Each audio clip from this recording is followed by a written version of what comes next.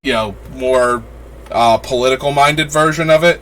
So because now we are automatically going for the more cutthroat version, we can cut like anything that we would want to give away that would be considered helpful. Like anything that we're putting in the deck to give away to be helpful, while still being good for us, can probably go.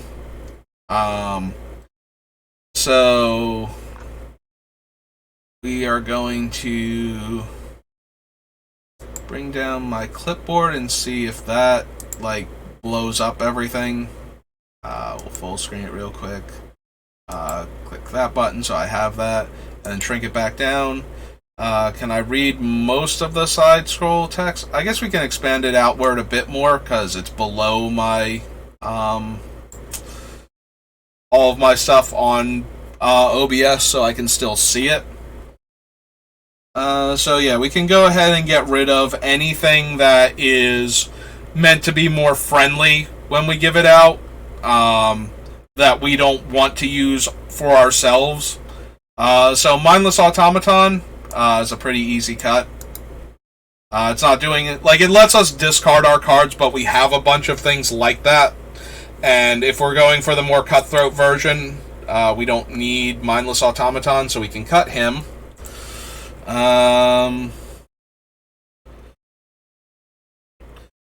We're probably going to wind up cutting Brand because we have other cards for that, but we don't necessarily need to just yet. We don't want to give out Deranged Hermit, and it's also kind of on the expensive side. So just for, like, we're not going to give it. This might make it into the like the less budget conscious version of the political deck, where we can give it out and give them a handful of squirrels, and then you can just like replace Deranged Hermit with like one of the other like a Mirror Battlesphere or something that's more affordable at that point. If you can't afford, like, if the Deranged Hermit is out of your price range type of thing. So we can cut that. This deck definitely wants to keep Memory Jar. Negator is fine. Those things we don't know if we're keeping yet. If we play Higher Giant, everybody else gets a land. I don't feel... Yeah, I want to cut both the Higher Giant and the Hunted Wumpus, I think, from the more competitive version of the deck. Oh, I just accidentally cut the space in between them. So yeah, we can cut Higher Giant, and then we can cut Hunted Wumpus. I think they're both too dangerous for the more competitive version. Well, I think the Hunted Wumpus is too dangerous for the competitive version of the deck. I think Higher Giant is too friendly. So we don't need either of them.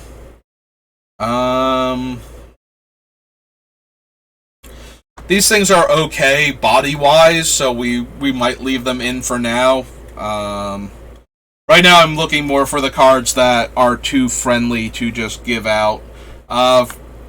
Rager is probably, like, it's not, as a 2-2, it's not dealing enough damage to our other opponents to merit us giving a card to an opponent. So we can go ahead and cut that one. I like the Org, I like the World Gorger.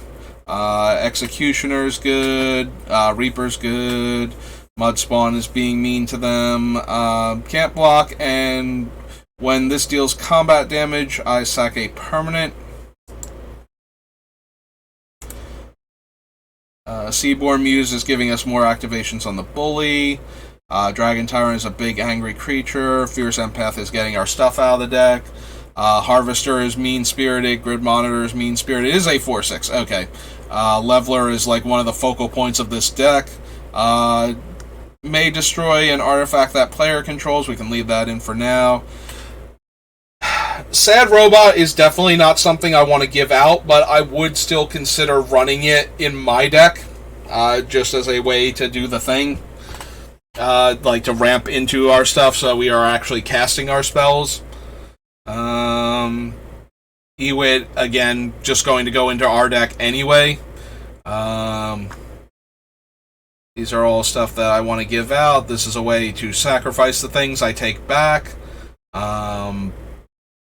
also kills stuff. Like, that's why I put it in the deck.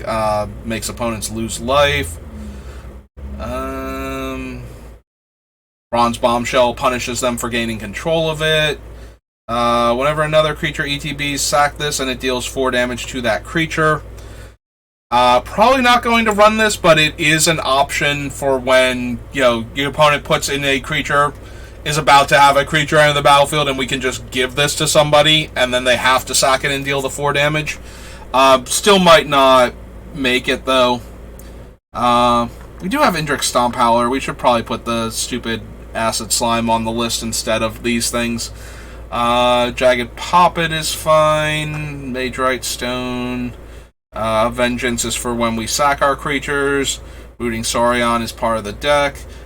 Evil Eye. Oh, I never actually went back and put in the game text for Evil Eye, but is the opponents can attack with other creatures, and it is like a 6/3 or something. We'll go back and add that later on. These are all things I might want. Shriekmaw is a thing I can still give out. Discard 1 card at random, and then if it's a creature, deal damage equal to the discard creature's power to a player or planeswalker. I mean, it's still technically negative. Like, giving it out is making the opponent discard a card at random, and maybe giving them some value off of the card discarded. It's not great, and we'll probably wind up cutting it, but it does fit the, like, what this deck is doing. So we don't mind leaving it in there. Leaves play. I can make target player mill 2. Okay, so the Bombers is one of those cards that we put in because we wanted to be, like, that was a friendly play that we could give them the 2/1/1s while making them attack, and it makes them sacrifice the creature when it deals damage, so it's less burden on us to get rid of it. Yeah, so far, all of these things are things that are doing the mean part of the deck, as opposed to being helpful at all. Like, yeah, some of them can be helpful by giving them out, but they are mostly, like, killing our opponents and destroying their stuff. Like, that's not helping the player that we're giving them to, that's hurting the player that we're helping them attack, basically. Which is more in line with what this deck is trying to accomplish. Obliterator is mean to give out. Balefire Dragon. Essence is one of those weird ones. Like, I don't know if it's going to make the deck because I don't know if it's doing enough. Making their, like, tiny creature 6/6s is awful. Making their really cool, like, Eldrazi Titans just a 6/6 with no evasion abilities is pretty good, though. I don't know if that's going to make the end of the deck. We don't have enough for Mikaeus. Like, Mikaeus is actively bad. We can go ahead and cut him. I forget why I finally decided to put him on the list, but we have enough stuff where we don't want it coming back under our control. So we don't want Mikaeus in the deck, and we want to be able to grab our stuff and sacrifice it. It might have been that I did not fully understand the wording on the Bullies when I put Mikaeus in there, and I might have forgotten that I was going to have to take them back and sacrifice them. Worldspine Worm is very questionable in this version, because if the opponent can sacrifice it, they get the 3/5/5s, and that's a lot of random power to have given them. Burning Tree is definitely there to help other players with mana, like give them a couple mana, so, and then give them a 2/2 to attack with, so that one can go.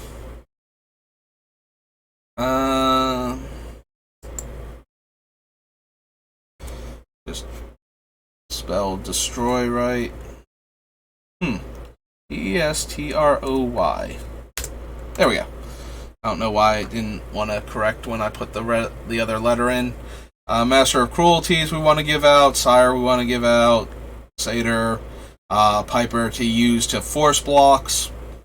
These are all fine. It's technically negative. Probably won't make it in the deck. Negative. Yeah, these are all fine. This lets us manifest the top card of our deck sometimes. Temur Battle Rage lets us basically kill a player by using our other things in combat. War Shaman manifests the top of our deck. Construct makes them sacrifice colored permanents. 4/4 elemental. Beginning my end step, I manifest the top card of my deck. Yep, okay. So those are all for, manifesting the large creatures so that I can turn them face up without having to get their negative comes into play abilities. Attacking creatures get +2/+0 and trample. That's almost never going to make it. The exploit creature is more friendly because we're giving it, they will exploit this creature, but it lets them have a creature and gives -1/-1, so, that's something we'd be okay with. I don't think enough of our creatures actually turned out to be colorless. I'm going to cut the Barrage Tyrant, even though it's not... I'm not cutting it because it doesn't work with the deck. I'm cutting it because it's not going to be in the deck in general, I think. Deceiver Form's probably on the same chopping block. We don't make enough of our own creatures for me to want to turn them all into the top card of our deck. To have a bunch of levelers in play that we can attack with isn't super helpful. I wasn't sure if it was going to be, so I just kind of added it to the list, but I think we can go ahead and cut him too. Inverter is definitely part of the deck, though. Castigator technically works, so does Moorcut and Pale Rider. So Hydra is definitely the friendly version, we're giving a player a land to give them this large creature. So that's definitely for the friendly deck. Wolf Devil's Breach is fine. Assembled Alpha is technically fine.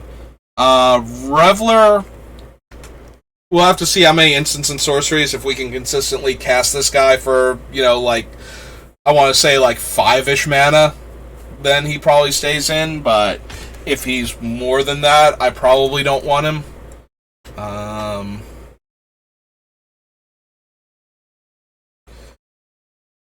I don't even know if Tree of Perdition, works in this deck. It probably doesn't. I'm probably going to wind up cutting it, but we'll leave it in for now, because it's not necessarily not doing the thing we want. So this is a cheap Rummage creature that I can run to Rummage with, but I don't want to give it out. This one's probably going to get cut for power level concerns, but Decimator Beetle is technically fine. Yeah, all of these so far are technically fine.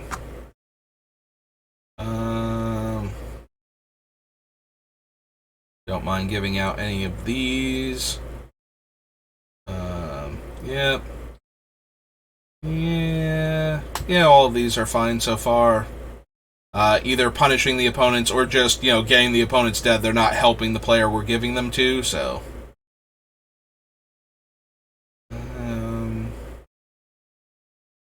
Again, the 4/3 is technically a helping card, but I also want to be able to discard and draw. I don't think it's going to make the final cut, though. So... I like all of these. Amplifier is a weird way to use my own stuff, and it probably won't make the cut, but for right now, it's, again, it's not actually doing the thing that the other deck wants it to do. So it's not necessarily, I can't give this card out, and it's not helping this version of the deck type of thing. Wanting to have... These things are all fine. 3/1 Death Touch Lifelink definitely feels more like helping the one player while hurting the other player, rather than, actively hurting all of the players involved, or at least not helping any one of them while hurting some of the players involved, so we can cut that. These are all fine. Yep. So far, so good. Oops. I was scratching an itch and knocked my headphones off. I kept pushing them just a little bit, and then a little bit. So Quartzwood Crasher is definitely not something we want to give out. This one definitely feels like more of the friendly deck. We're giving them a large trampling creature to hurt the opponent with. But then they are getting, a big body afterwards for hurting the opponent. And we like, that's already kind of dangerous to just be giving out all of the time anyway, but now on top of that, that's not where our deck is at, so I think we can safely cut that one. Yeah, we're never giving away Burning Rune Demon, but he's another one that we are putting in our deck to cast, not to give away, to help set up the cards that we want to put in our graveyard. So are these. Yeah, Demagoth feels like more of a helping other players out card than, what we actually want to do with this deck. Rest of these look fine.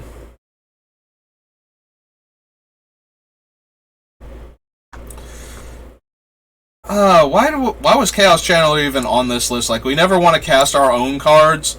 I think it was to be friendly, but wow, is this way too friendly too. I don't even know what I was thinking when I put him on the list.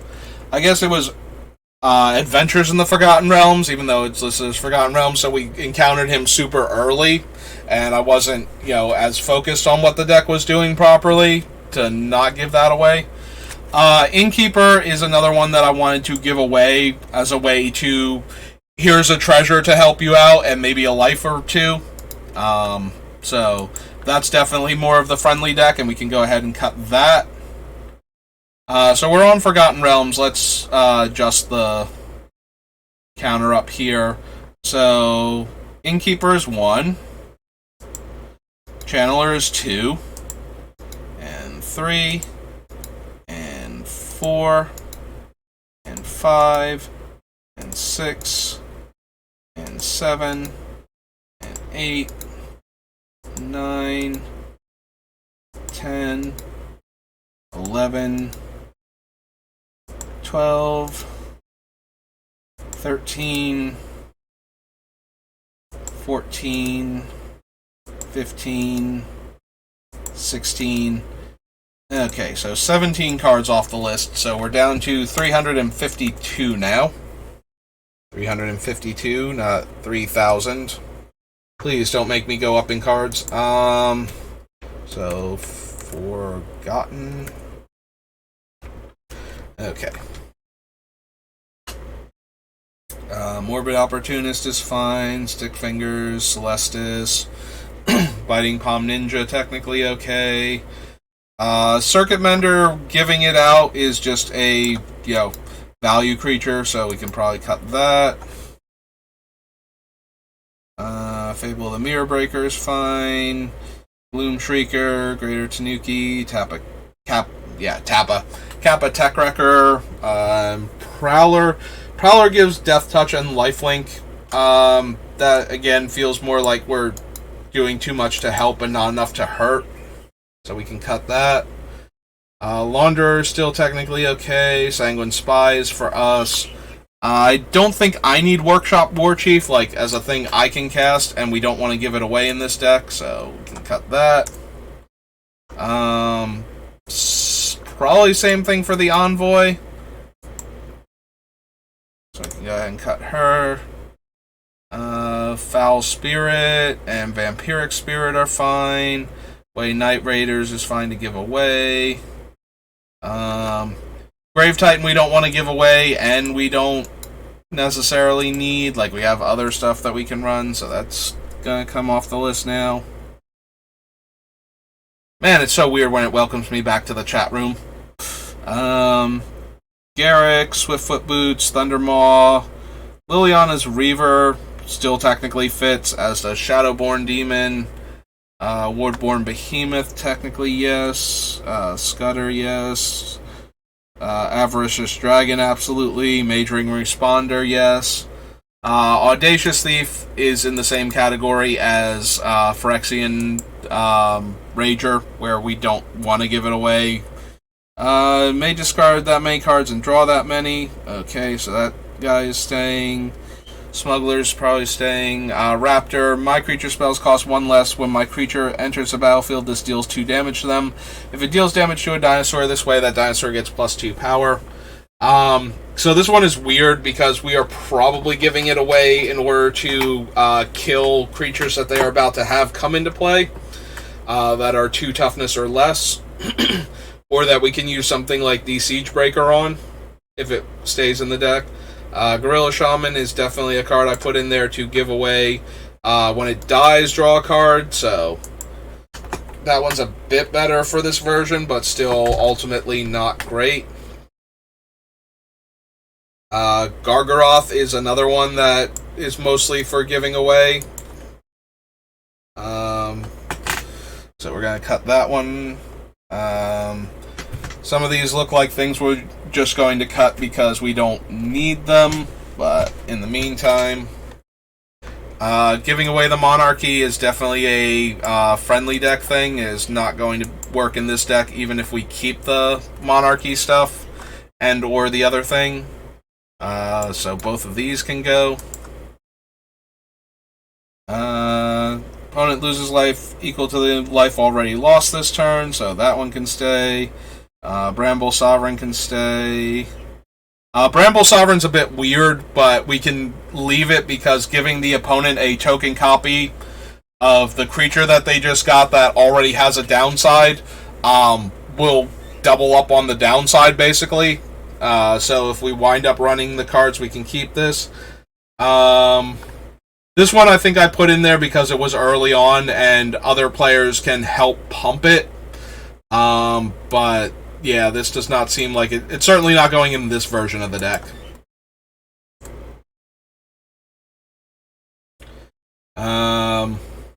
Whereas the dragon, at least the dragon is an invasive, like, powerful threat, so I don't think we need fan favorite though. Like, that seems way more asking other people for help. First Fear Gargantuan, better than Rager for this deck, but still not doing what we want it to do. Pyromancer is for us to discard with. Plague Reaver is a bad creature to give out. I feel like Root Weaver, if it makes it into the deck, will make it into the other version, and I'm still not sure about it, so we're going to cut that. Tormod's making me 2/2s every turn.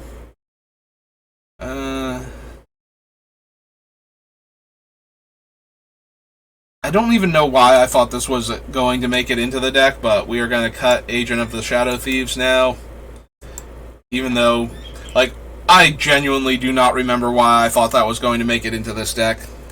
She mills and lets us get back cards that we mill, like lets us cast them if we want to.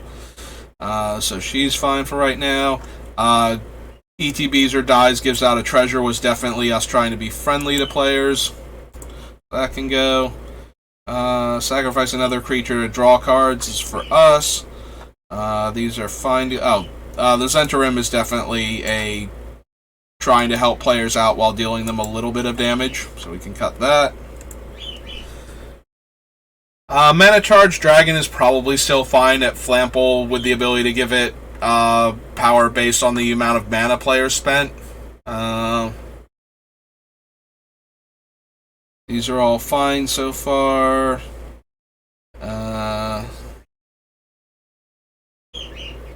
Creatures I control. I don't know if I care about Pathbreaker Ibex in the deck, but it's not, doing anything at the moment other than that. Removes all counters from all perms and gives this +1/+1 counter. So yeah, that's fine as a way to like kill planeswalkers or drain counters off of stuff. Each player, champ player is attacked. I and the attacking player untap all non-lands we control. I think we can do better than this. Like, again, not cutting it because it doesn't fit the deck, but it is a thing that I'm probably going to cut anyway, so we're just going to cut it now. Flample deals combat damage to a player that... She's legendary. Deals combat damage to a player. That player sacks a creature. If they can't, I make a dragon token. Yeah. She is not actually fit in the deck. This was one of those I forgot she was legendary type of things, probably, and just added her, and that is not what we want for this deck, and it's not doing anything that's helping.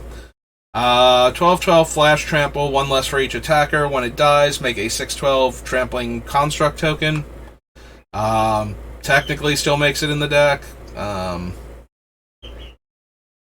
Vampire.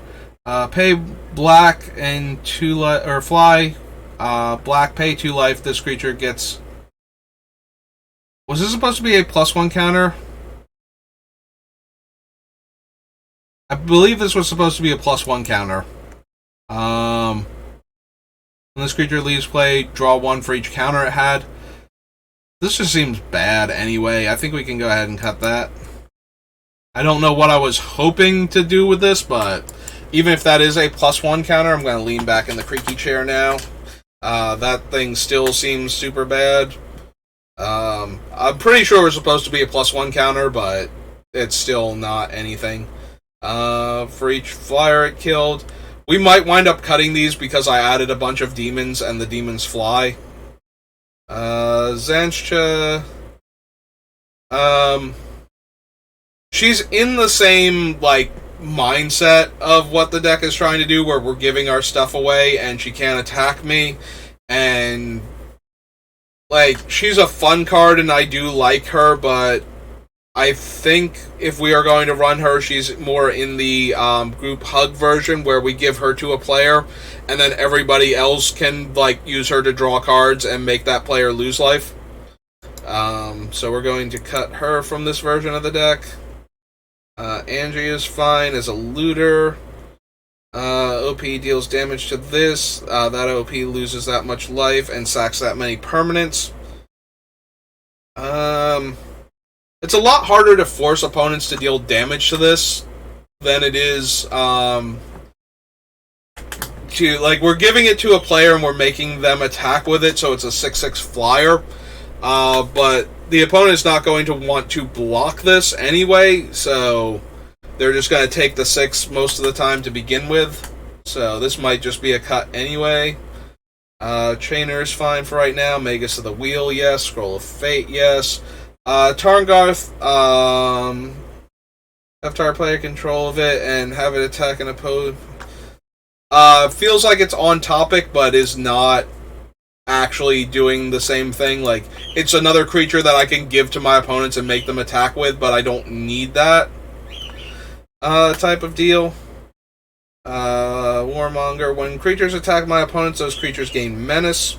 Is fine because I'm making players attack my opponents, so I guess, yeah, we can just leave that in there. Bogbonder, we can give hexproof to the bullies with it, but its primary reason was to protect a creature I don't mind staying in play. You know, here, have hexproof real quick, type of thing, so... Fane is fine in that he is a sack outlet for our creatures, was what I was primarily putting him in there for. Trample, ETB, I get a food for each opponent I have, and 2 mana sack of perm. Okay, so he was definitely meant to be on the friendlier side, and we can cut him as well. Giving out food tokens to opponents is a fine way to make friends without, like, without giving them too much.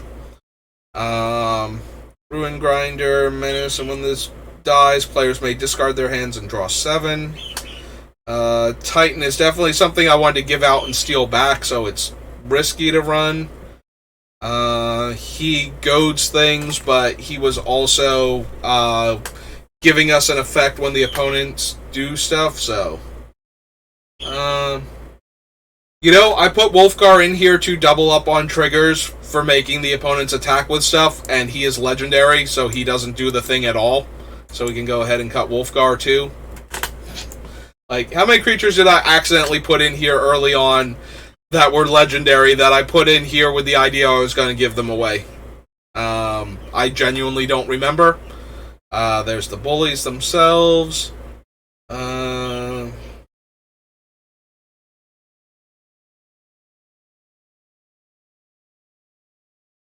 I mean, he's okay, especially when I'm letting the opponents draw cards and lose life, and we can get him back later.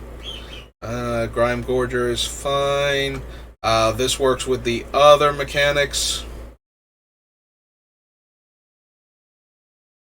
Graveyard this turn, a Phoenix I control deals damage. Yeah, so it basically throws around lightning bolts while I'm doing my thing.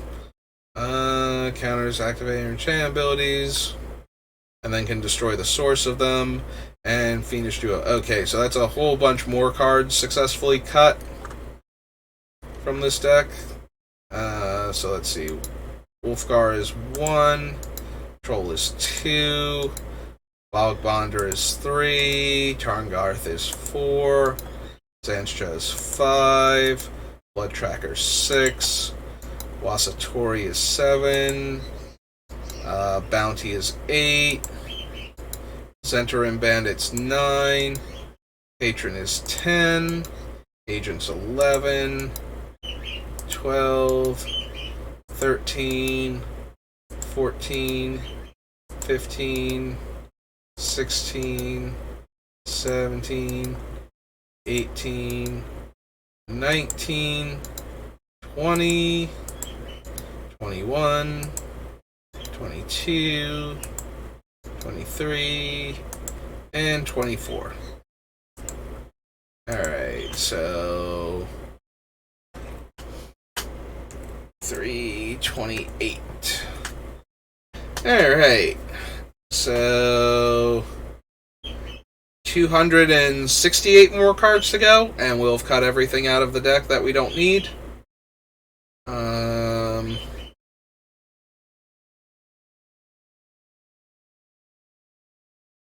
There are a whole bunch of things we can probably go ahead and cut that we're not... Like, this is the super cutthroat version, so we want the things that actually murder our opponents primarily, and the things that let us set up for that. So let's focus on those. So I don't think we need, for example, the Hypnotic Spectre. I don't think the Saboteurs are as good. We just want the ones that, like, actually murder our opponents, not necessarily the ones that are small and disruptive, unless they're very disruptive. Yeah, I don't think we need the, like, the Bard feels more, like, helpful, like, giving an opponent a lure creature so that their other creatures can get through. Leaves play, sack a land, and lose 1 life is okay for right now. We're probably going to be cutting a bunch of things like that, though. So let's see. Thundermare almost guarantees 5 damage when we give it away. I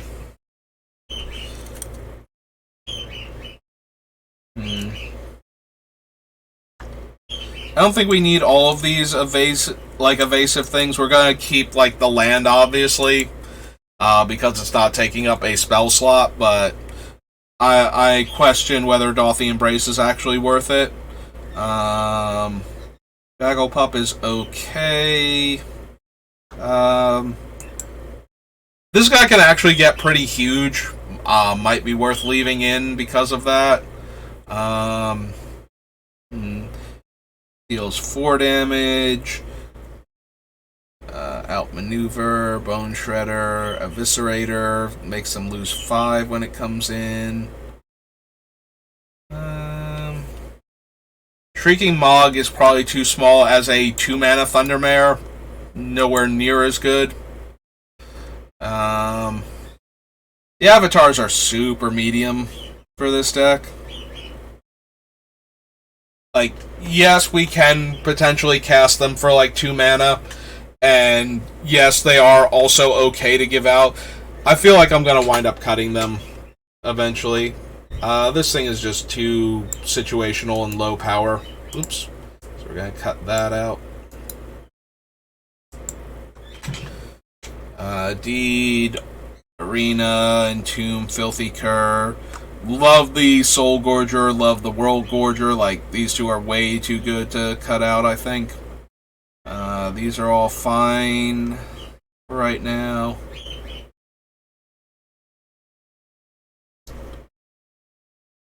Lample and Double Strike is okay.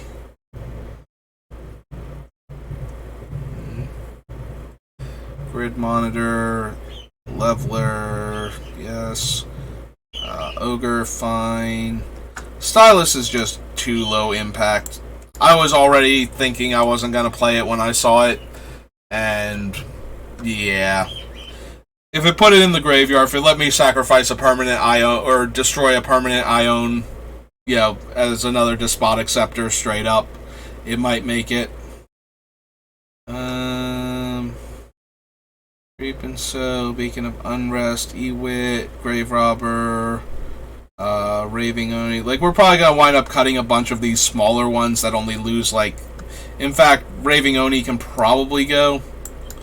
Like, I don't think we're going to need that. We certainly have other options. Phalanx is probably too expensive and not doing enough. So we can go ahead and cut that. We have better sack outlets, I think, than Perilous Foray. We'll leave it for now, but it can go.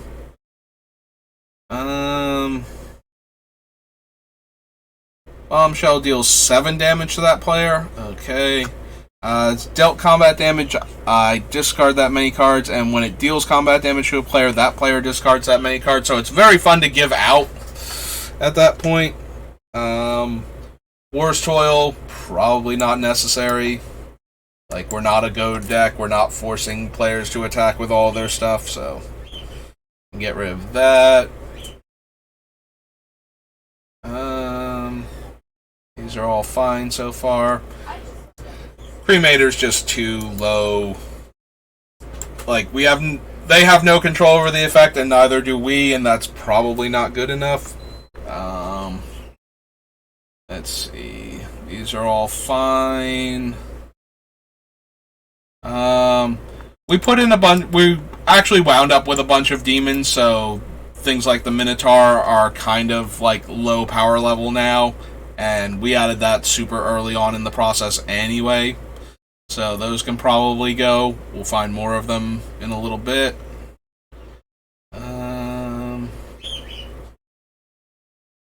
I don't think we actually care about Necrotic Ooze either. Like, activated abilities that we have are few and far between, so I think we can go ahead and cut that out too.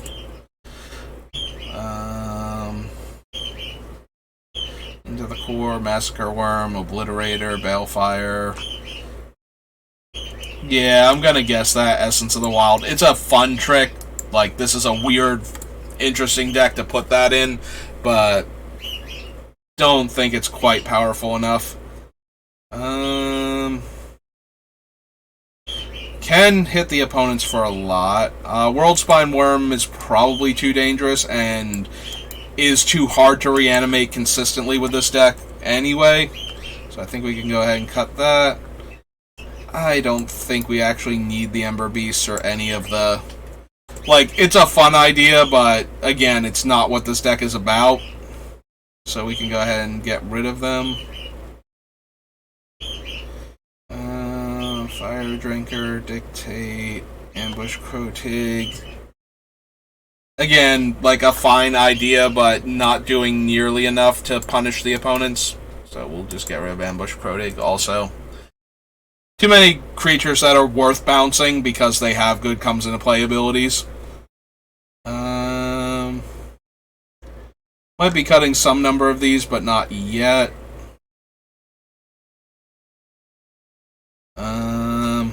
Probably too low impact. Go ahead and cut that out of the list. Breaker of Armies, Smoldering Marsh, Ulamog, Flame Caller, Inverter of Truth, Castigator. Castigator is really good when we can activate the Bullies twice and give them the creatures that deal damage to them when they're dealt damage.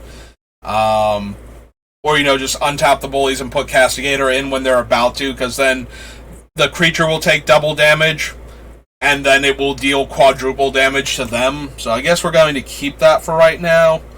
But it's not the best.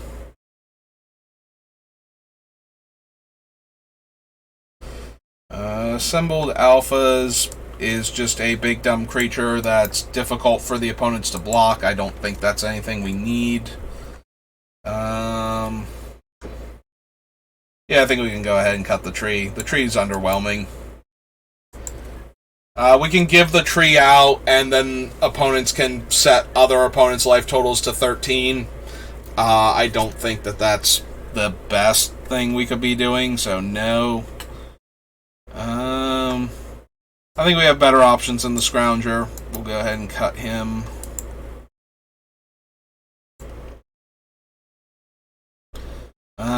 Beetle is also super medium. We're going to cut that. Since we're not doing the Saboteurs, we don't need, like, the Pathmaker and whatnot. Like any of the guys that make the creatures unblockable. I mean, we have some Saboteurs, but we have, like, big, angry Saboteurs. Similarly, we don't need Dream Stealer now. Let's go ahead and cut that. Carnage Tyrant is fine. Dire Fleet is fine. Ferocidon is okay. Oh, Champion of Dusk is the we're making players lose and draw, and that's not doing anything.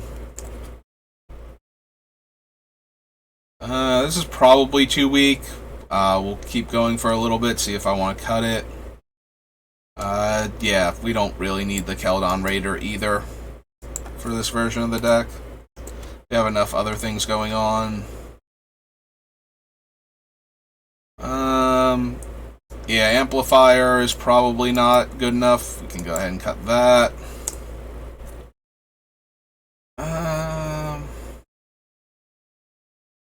Rick's Mahdi's low on the power level, but we might still run him. Neheb's fine for now. Raging Crunch we can get rid of.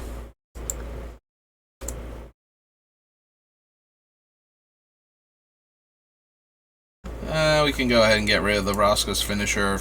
It's also not doing enough of what we want it to do. We have, like, the Flash ones are better for that sort of effect.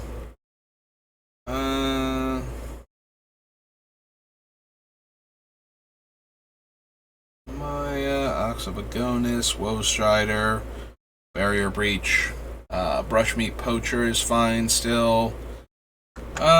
Dustfang, like, giving out lifelink, I don't think we care about it in this version of the deck, and so it's more of a friendly helping card by giving out lifelink than anything else.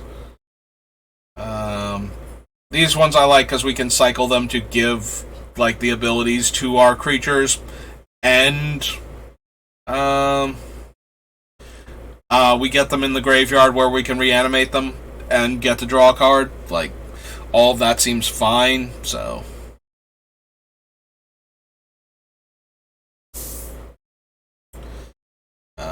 Carter is goads all of opponent's creatures. When an attacker dies, each opponent loses one and I gain one. Is okay.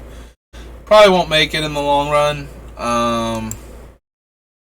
Conspiracy Theorist has to attack. I think we can go ahead and cut him. We have enough wheel effects, I think, that we don't necessarily need him. Cube is okay, not great. Skullport Merchant is a decent enough sack outlet. Tarisk is fine to give away. Opportunist I do love in most of my black decks, especially if we're going to be grabbing back the stuff we're giving out and sacrificing it. Biting Palm Ninja is probably okay to cut for the same reason we're cutting the other Saboteurs. These are all fine for right now.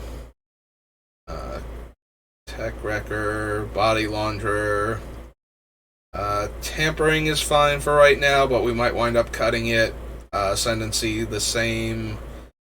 Sanguine is fine, not great. Battlefield loses 5 life. There's a battlefield, I sack a land.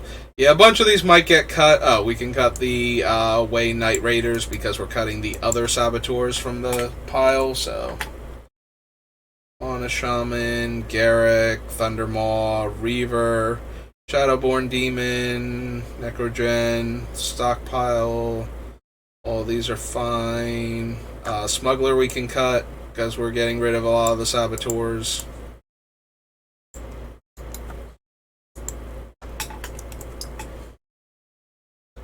Raptor, Moldervine. Carrying Grub is low power, but not, like, unplayable. The Hooded Blightfang, I don't think we actually need. Go ahead and cut that. Subira, Teferi's Wife, again, I'm cutting a bunch of the saboteurs and the low drops, or the low power creatures, so we don't need that anymore. That's fine. That's fine. Skelemental, Rasa Behemoth.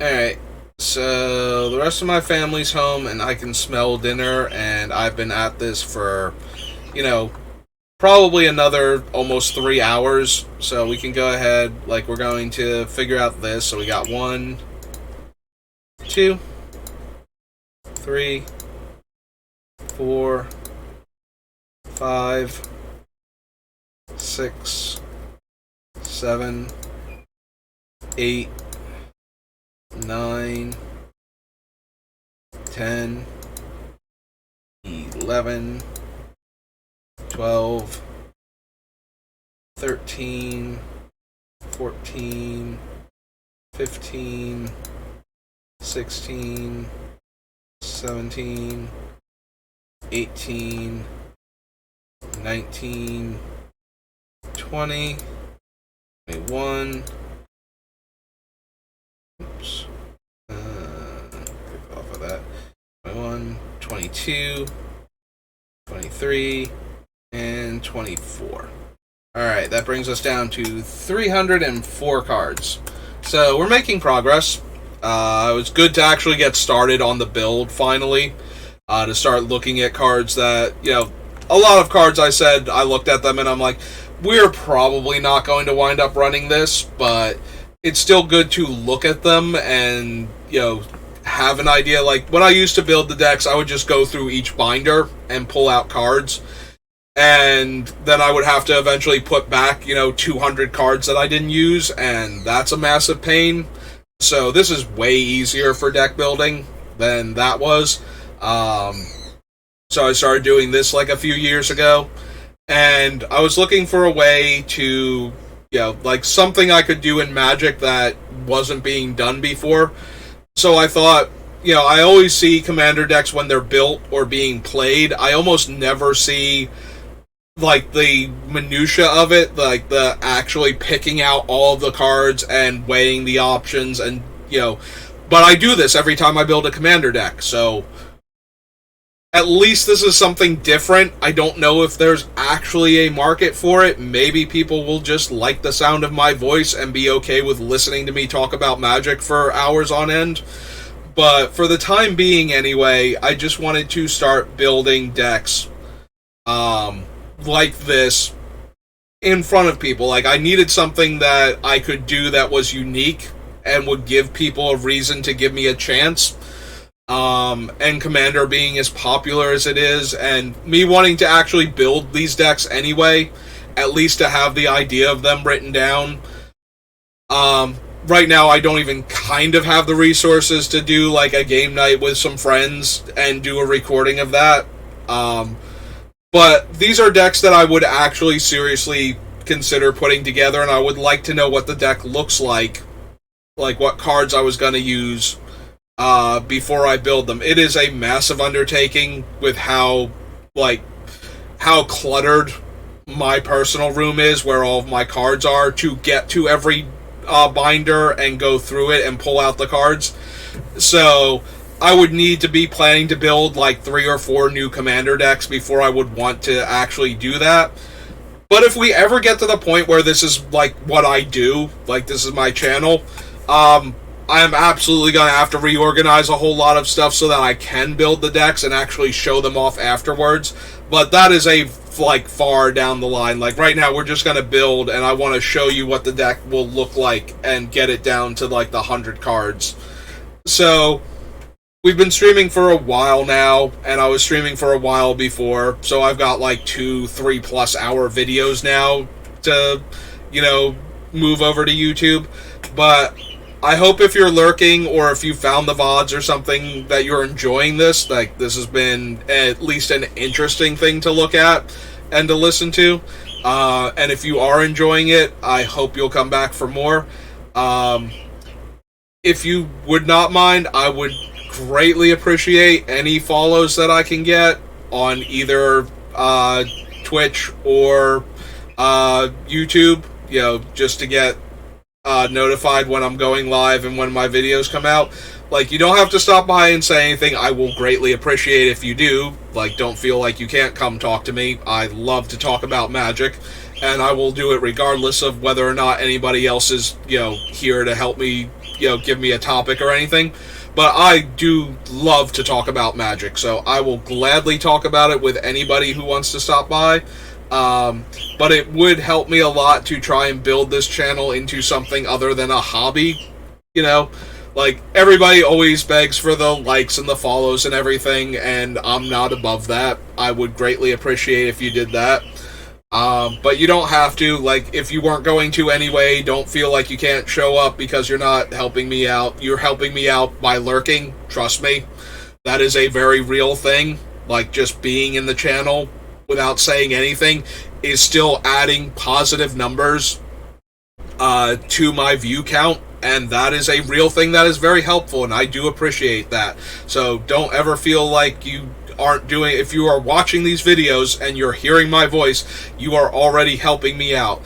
If you wanted to do more and you don't want to spend any money, those are perfectly serviceable ways, though, to get my channel a little bit more traction and get looked at a little bit more by other people, and I would greatly appreciate it.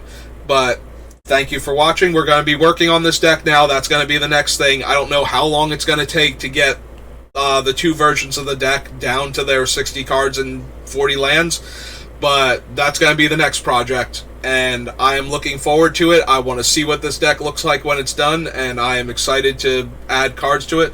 But I have been rambling for like an extra 10 minutes, and I am really hungry, so I am going to stop it here. I've been Saber. Thank you for watching, and I will see you next time.